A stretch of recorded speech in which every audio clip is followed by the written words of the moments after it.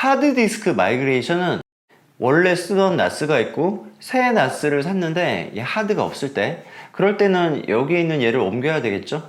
그럴 때 많이 쓰시고요. 모든 마이그레이션 방법 중에 속도가 제일 빠릅니다. 디스크 자체로 옮겨가니까 네트워크로 데이터를 옮기고 뭐 이런 게 전혀 필요가 없죠.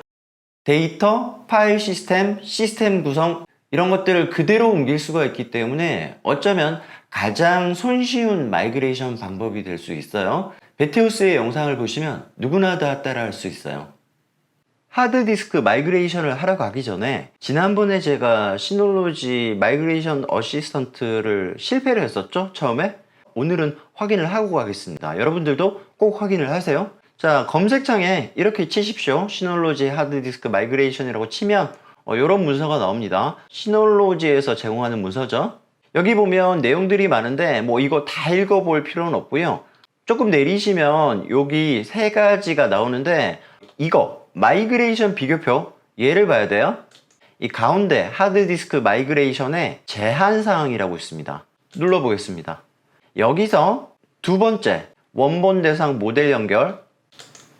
자, 뭔가 나옵니다. 시놀로지 다스를 그룹 1, 2, 3로 구분할 수 있고, 그룹 1에서 그룹 2는 마이그레이션이 되는데 그룹 3에서 그룹 1으로는 마이그레이션이 안 돼. 그러면 우리의 나스가 어떤 그룹에 속하는지 그걸 알아봐야 되겠네요. 자, 그런데 여기 보면은 이제 모델 가지고는 알 수가 없어. 그죠? 자, 여기에 패키지 아키텍처 링크가 있어요. 이렇게 나옵니다. 자, 오늘 할 거는 220J랑 923 플러스잖아요. 내려봅시다. 20, 여기 있네요. DS220J는 RTD 1296 찾습니다. 여기 있네요. RTD 1296은 그룹 2, DS220J는 그룹 2네. 923 플러스 여기 있죠? R1000이야, R1000. 돌아와서 R1000은 그룹 3이다. 그룹 2에서 그룹 3으로 이거죠, 이거. 자, 읽어봅시다. DSM7에서 7대로 마이그레이션 할 때는 동그라미인데 뭐 별표가 붙어 있습니다. 여기 있네요. 동그라미일 경우에는 뭐 아무런 문제 없이 마이그레이션이 된다. 그런데 우리는 별표가 붙었으니까 패키지를 복구해라.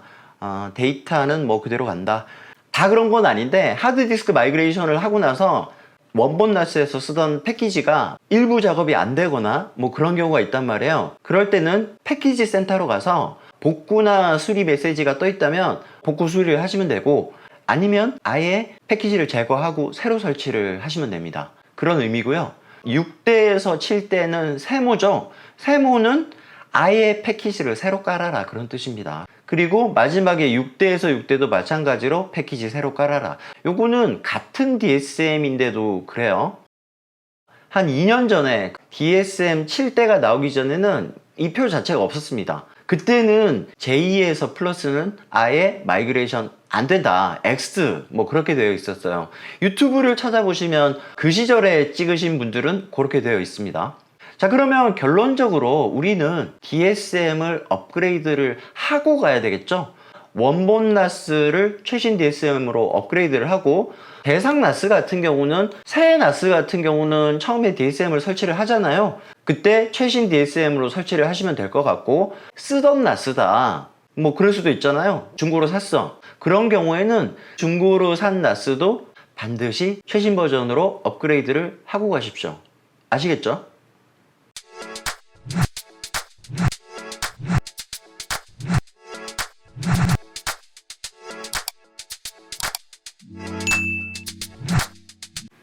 안녕하세요, 베테우스입니다.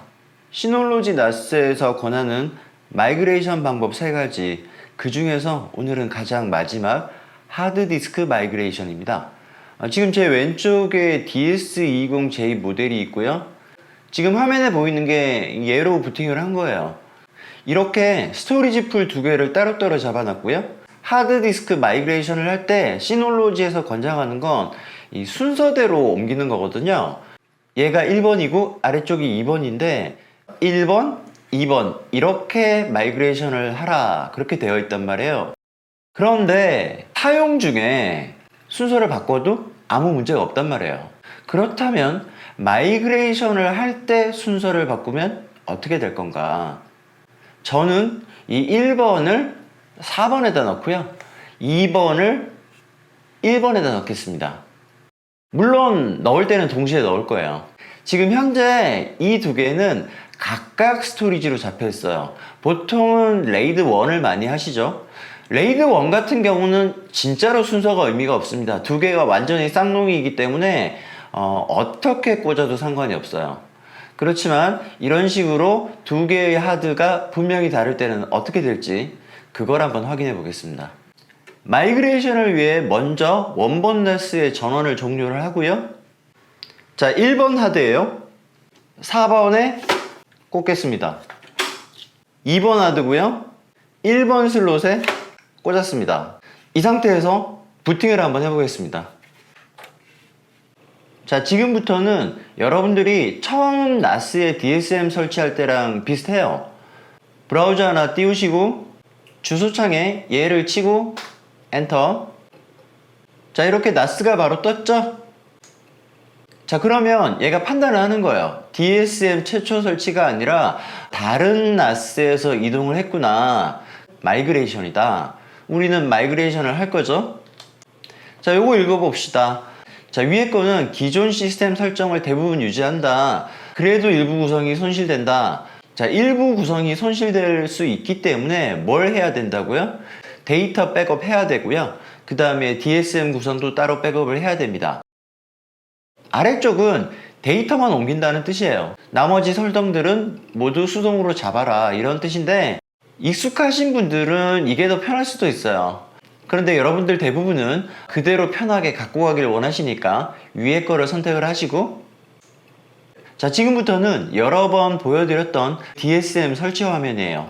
점프하겠습니다.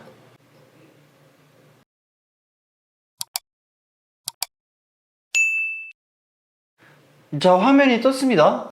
뭐 바로 된 것 같습니다. 이 구 나스에서 사용하던 나스 이름 그대로고요. DSM을 처음 설치할 때보다 훨씬 빠르죠. 뭐 설정이나 이런 것들을 할 필요가 없으니까요. 그대로 갖고 오는 거니까 되게 빠릅니다. 자, 로그인을 해서 살펴보면 뭐 일단 별 문제는 없어 보입니다. 제어판을 들어가서 제가 이것저것 확인을 해봤는데 별다른 설정을 건드릴 필요가 없이 그대로 마이그레이션이 잘 된 것 같습니다. 그리고 제가 처음에 이거 두 개 바꿨잖아요. 드라이브 1인데 스토리지 풀 2야. 드라이브 3대 스토리지 풀 1이다. 아무런 문제가 없습니다. 하드디스크 마이그레이션을 할 때 이 하드의 순서는 그냥 자유롭게 가시면 됩니다. 지금은 2베이 모델이니까 그렇게 헷갈릴 일이 없는데 4베이 모델을 하드디스크 마이그레이션을 하다가 막 섞인 거예요. 그냥 아무렇게나 넣으셔도 된다. 아시겠죠? 별 문제가 없습니다. 자, 이렇게 하드디스크 마이그레이션이 다 끝났습니다. 자, 그런데 얘도 단점이 하나 있습니다. 이 하드를 그대로 갖고 가는 거잖아요. 얘가 원래 파일 시스템이 뭐였죠? ext4. 얘는 뭘 쓸 수 있다? btrfs. 못 씁니다. 그대로 갖고 가니까. 이런 단점이 있어요. 자, 이렇게 시놀로지에서 권하는 세 가지 마이그레이션 방법을 알아봤는데 제가 일전에 말씀드렸던 온라인 어셈블 있죠? 그 친구도 데이터 마이그레이션의 방법으로 사용할 수 있을 것 같습니다. 만약에 여러분들이 새 나스를 사고 하드도 산 거야. 이렇게 두 개를 사서 시스템을 완전히 새로 구축을 했어요. 세수는 세부대니까. 그리고 나서 원래 있던 나스의 데이터만 옮겨가고 싶어. 그럴 때는 아예 뽑아다가 꽂고 지난번에 보여드렸던 온라인 어셈블을 하면 되겠죠.